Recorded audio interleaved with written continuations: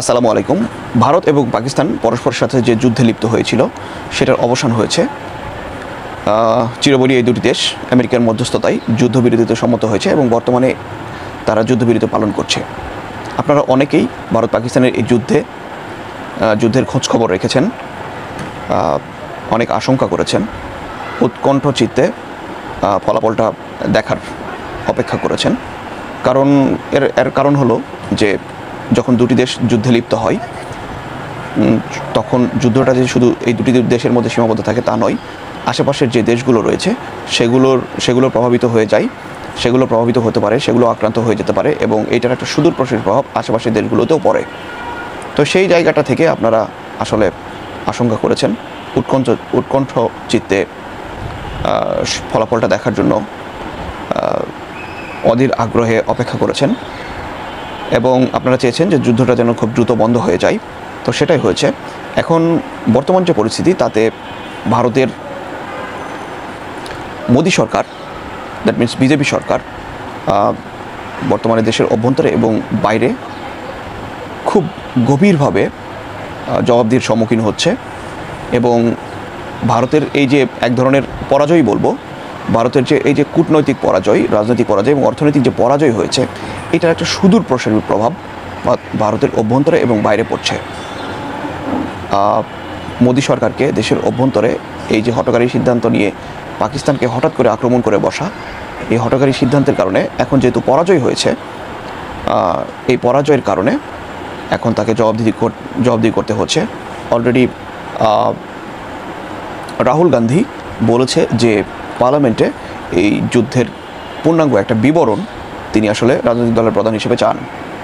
তো এই যে চাওয়া, সেটা আসলে আমি প্রেডিকশন করেছিলাম, আমি বলেছিলাম আমি যা কিছুই প্রেডিকশন করেছি, যা কিছু অনুমান করেছি তার অনেকটাই সঠিক হয়েছে এবং আমি যা কিছু অনুমান করেছি সব যুদ্ধের আগে, যা কিছু বলেছি সব যুদ্ধের আগে। আমি বলেছিলাম যে মোদী সরকার, এই যুদ্ধকে কেন্দ্র করে মোদী সরকার অর্থনৈতিক, রাজনৈতিক এবং কূটনৈতিক দিক থেকে ভয়ঙ্করভাবে মার খাবে।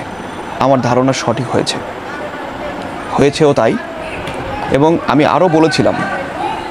আরও এইটা বলেছিলাম যে পাকিস্তান যদি মনে করে যে সে আক্রান্ত হয়ে যাচ্ছে, অনেক বেশি আক্রান্ত হয়ে যাচ্ছে এবং পাকিস্তানের আসলে ফেরার কোনো রাস্তা নেই, এখন পরাজয় শুধুমাত্র পাকিস্তানের পরাজয় শুধু সময়ের ব্যাপার, যদি এরকম পরিস্থিতির সৃষ্টি হতো তাহলে পাকিস্তান পারমাণবিক অস্ত্র ব্যবহারের ক্ষেত্রে ভারতে পারমাণবিক অস্ত্র দিয়ে আক্রমণ করার ক্ষেত্রে দ্বিতীয়বার ভাবতো না এবং কারো কথাই শুনতো না। সেই একই কথা কিন্তু যুদ্ধের পরের দিন, যুদ্ধ সিজফায়ারের পরের দিন বা যুদ্ধবিরতির পরের দিন আমেরিকার গোয়েন্দা সংস্থা কিন্তু সেই কথাটাই বলেছে, আমি যেটা বলেছিলাম। এতে আমি কোনো বাড়তি ক্রেডিট নিচ্ছি না, আমার ক্ষুদ্র জ্ঞান, আমি অত বুঝিও না, কিন্তু যারা আসলে এইভাবে ক্যালকুলেশন করবেন আমার মতো, তারাও এই ফলাফলটা বুঝতে পারবেন।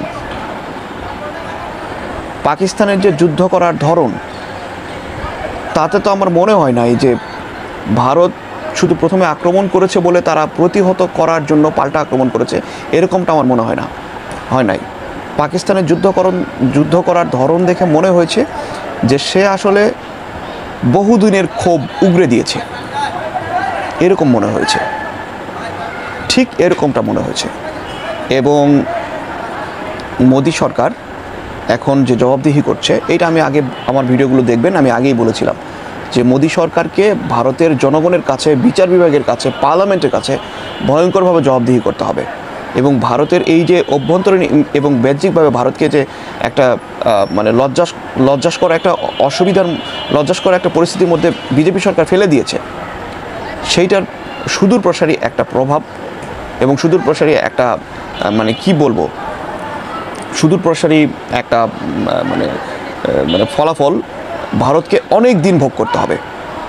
দক্ষিণ এশিয়ায় তার যে প্রভাব এবং এই যে এমার্জিং যে অবস্থা, ভারত যে উপরে উঠতেছিল, সেইটার ক্ষেত্রে ভারত অনেক বড় একটা হুঁচট খেলো শুধুমাত্র বিজেপি সরকারের হঠকারী সিদ্ধান্তের কারণে।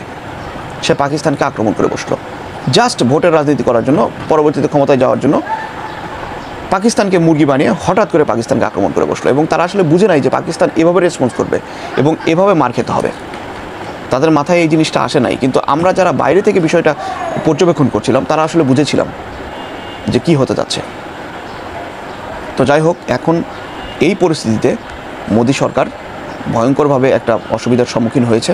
অভ্যন্তরীণ শুধু যে বাহ্যিকভাবে সারা বিশ্বের কাছে ভারতের ভাবমূর্তি ক্ষুণ্ণ হচ্ছে তা না, অভ্যন্তরীণভাবে কাশ্মীরের মতো রাজ্যগুলো যেগুলোতে একেবারেই প্রতিদিন ভারতকে একেবারে মানে নাইট গার্ডের মতো পাহারা দিয়ে রাখতে হয়, সেই জায়গাগুলোতে বিচ্ছিন্নতাবাদী গোষ্ঠী থেকে শুরু করে স্বাধীনতাকামী সংগঠনগুলো এগুলো এই যে যুদ্ধের যে পরাজয়, কূটনৈতিক রাজনৈতিক অর্থনৈতিক ভারতের যে পরাজয়, এইটা থেকে তারা ইন্সপায়ার্ড হয়ে ইন্টারনাল আনরেস্ট শুরু হয়ে যেতে পারে, এই আশঙ্কাও কিন্তু রয়েছে। এবং ভারতের এই যে মানে সার্বভৌমত্ব রক্ষার ক্ষেত্রে ভারত একটা ভয়ঙ্কর একটা পরিস্থিতিতে পড়ে যেতে পারে।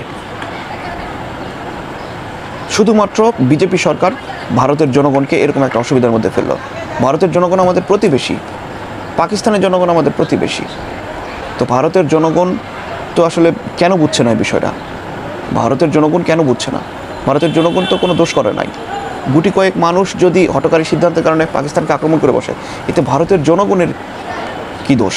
কিন্তু ফলাফলটা ভোগ করতে হচ্ছে জনগণকে। এটা তো খুব প্যাথেটিক।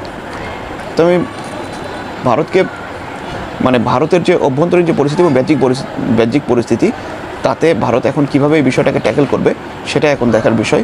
দেখা যাক। আমার ইয়েতে কমেন্ট বক্সে অনেকে মন্তব্য করছেন, অনেকে উল্টাপাল্টা মন্তব্য করছেন, খারাপ কথা লিখছেন। আসলে ভাই, আমি আপনাদের বিরুদ্ধে কোনো কথা বলি নাই। যেটা প্রেডিকশন করছেন সবাই করছে, এবং মানে যা দেখা যাচ্ছে, যে খবরগুলো পাওয়া যাচ্ছে, সেটার উপর ভিত্তি করে আমি জাস্ট একটু বিশ্লেষণ করার চেষ্টা করেছি। আপনাদের কষ্ট দেওয়ার জন্য আসলে আমার মানে ভিডিও করার উদ্দেশ্য নয়, আপনাদের কষ্ট দিতে চাই না। ভারতের জনগণ আমাদের প্রতিবেশী, ভারতের জনগণের প্রতি আমাদের ভালোবাসা থাকবে, পাকিস্তানের জনগণের প্রতিও আমাদের ভালোবাসা থাকবে।